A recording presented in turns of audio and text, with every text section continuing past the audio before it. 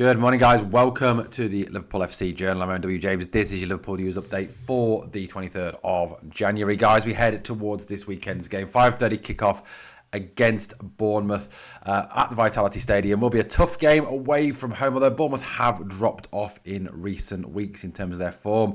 Iriola's team, not perhaps the force they were, but they have lost an awful lot of players.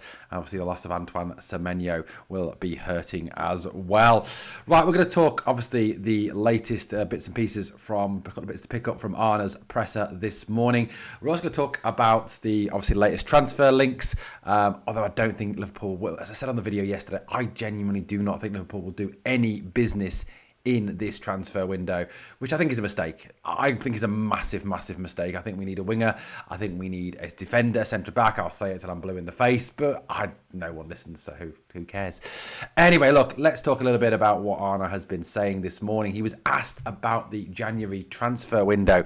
He was asked about would he have the same squad for the game against Bournemouth this weekend. And this is what he said. That's what I expect. Yeah. But I always say then, if there's an opportunity in the market or we think we can strengthen the squad, then this club will always try to do so. But at this moment of time, I expect it to stay mainly the same. So a bit of a dual message within those comments from Arne Slot this morning. Look, the comment that the club will always try to strengthen if an opportunity presents itself, I think is a little disingenuous. I think, that needs to be qualified a little. I think Liverpool have a set of targets. They have players that they are interested in. They have players that they want. And I think if those players do not become available in this window, they will not move for anyone else. If those players are not players they've looked at or are affordable, shall we say, in the case of Mark Gahey. But I don't want to re-debate the Mark Gahey situation. But, there we go. It's kind of reassuring, I suppose, to hear that the club will act if something becomes available. I still don't believe that will happen, however.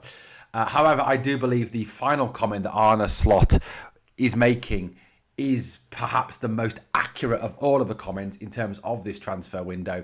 It will stay mainly the same. And I do believe the squad is going to stay probably the same going forward, which, like I've said, a few moments ago, is a huge, huge mistake for the club, in my opinion.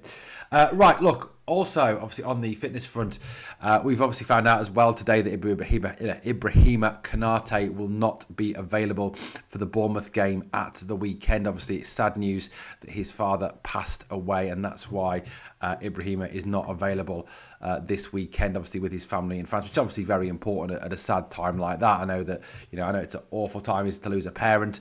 I lost my mum May last year to cancer, and it's a tragic time. It's a horrible time, for the family and for you as a person to come to terms with losing someone who's been a massive part of your life. So obviously, thoughts and prayers go out to Ibrahima and his family. I'm sure, obviously, that that hopefully that they will be banding together, and the club will obviously supporting Ibrahima through this difficult time. Now, of course, that means then that Joe Gomez is likely to, hopefully be able to start at the weekend alongside Virgil van Dijk. Obviously, I suppose the worry will be for Arne is, can Joe fit 2 lots of 90 minutes into a week? It's always a big concern when it comes to Joe Gomez. Can he do that? But you look at the options that we have outside of that, there are very little, because the club have not signed a centre-back. Coming back to that old chestnut, I suppose Wataru Endo is a possibility, Gravenberch is a possibility, but I don't believe that Endo is good enough to play there in the Premier League. I also don't believe that moving Gravenberch back to centre-back would be a good move for Liverpool either. So it's going to have to come down to Joe Gomez, isn't it? And that is a little bit of a concern over his fitness and his injury record. Talking about injuries as well, this is what he had to say about Federico Chiesa. He said Federico wasn't able to be on the bench on Wednesday.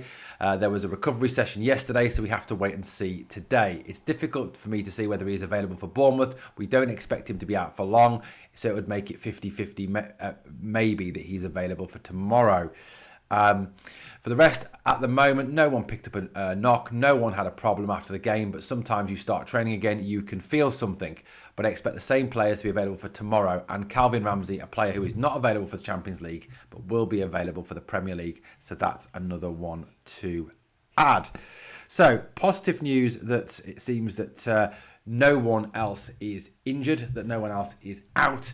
It does seem that there is a full bill of health for the rest of the squad, and there will be obviously a full range of players to choose from in terms of that. Obviously, outside of the injuries we already have to Leone, to Bradley, to Isak, for example. Although apparently Isak has started on a personal recovery program. That was a story that came out yesterday. Obviously, Chiesa, it's touch and go whether or not he is available. I suppose he's available to take up a spot on the bench because that's all he ever gets used for. So, I suppose it's not a major loss if Chiesa isn't available.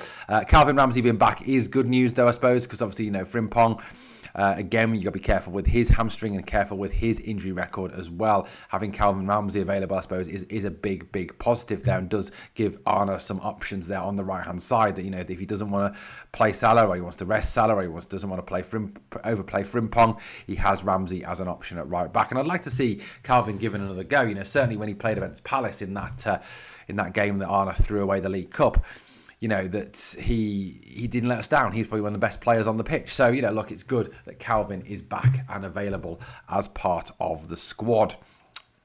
Okay, let's let a little think about our transfer. Obviously, this weekend, like I said, I think it'd be interesting to see what team Arne picks. I think he will go pretty much with the similar sort of team that we saw against Marseille during the week, because he has little or no other options in terms of first-team players due to the injury record. He's talked about Bournemouth being a very intense team, a very full-on team. They are a high-press, high-intensity attacking side, and I think they will bring a threat, to this team. So he spoke about that. He said, from what I remember of the players they played, they might miss a few more now because of injuries, and of course Semenyo went to Manchester City. If I remember my lineup, we missed Ryan Gravenberch, if I'm correct, for the first game of the season because of suspension. Also, not too different in terms of how we will line up tomorrow and the way we both want to play. I think Bournemouth is one of the most intense teams in the league.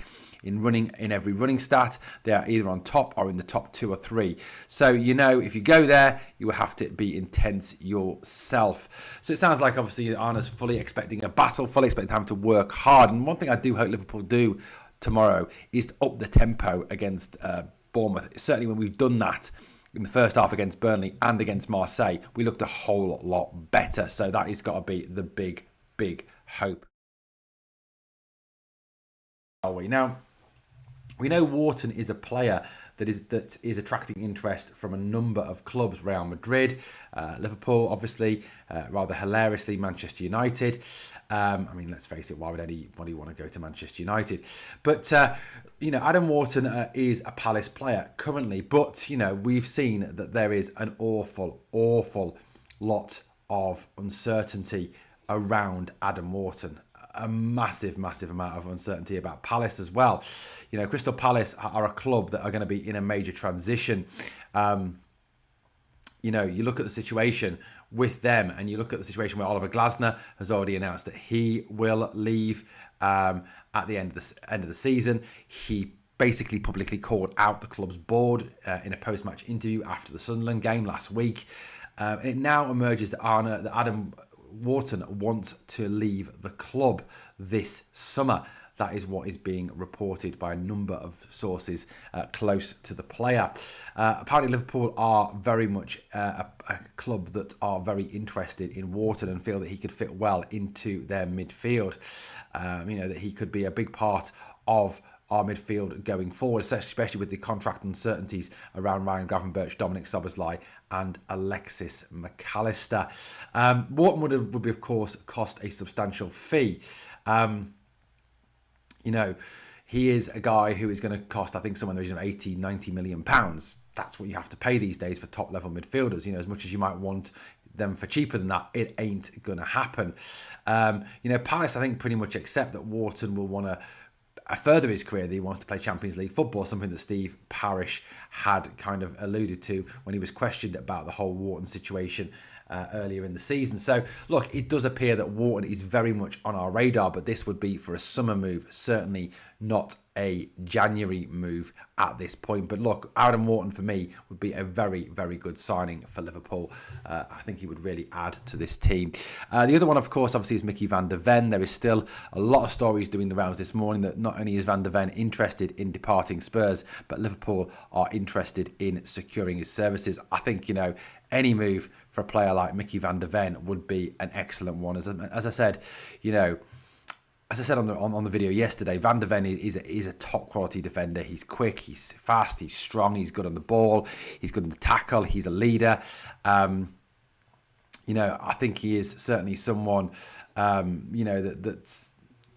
that could really add to this squad. Now, Spurs have said that that he won't be allowed to leave, but every player has their price. Every player has their desire to move on and upwards with their career, and with the best will in the world to Tottenham, Van der Ven is probably not going to achieve what he wants to in the game by staying at Tottenham. He's not going to win the Champions League, he's not going to win the Premier League playing for Tottenham. So I think he will look at the likes of Liverpool, for example, even the Manchester Cities and Arsenals of this world, and look at them as being better bets for his future career. So look, I think this one could have some legs, but again, I think this would be one for the summer. It does appear this January transfer window will be the forgotten child of Liverpool Football Club yet again. Right, guys, let me know your thoughts on the stories we've covered in this morning's video. This afternoon's video. Thank you for watching. Guys, please like, comment, share and subscribe, and I'll catch you on the next one.